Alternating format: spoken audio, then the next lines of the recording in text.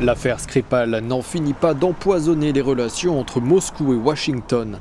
Au lendemain de l'annonce de sanctions économiques américaines contre la Russie, Dmitry Medvedev prévient les États-Unis que toute récidive de leur part sera interprétée comme une déclaration de guerre économique.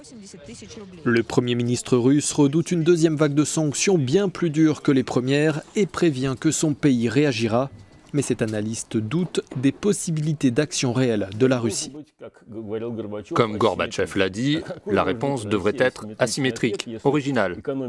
Mais comment la Russie peut-elle y parvenir si son ordre économique est plus faible et s'il semble y avoir aussi une sorte de déclin économique du côté de ses alliés, comme la Syrie et l'Iran?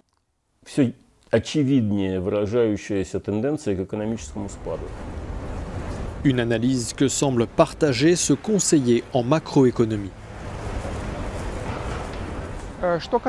En ce qui concerne des contre-mesures, la Russie ne peut pas infliger de dommages importants à ses partenaires étrangers qui lui imposent des sanctions.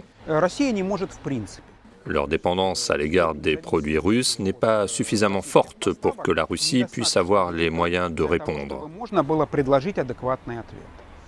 En revanche, la Russie peut atténuer l'impact des sanctions sur son économie.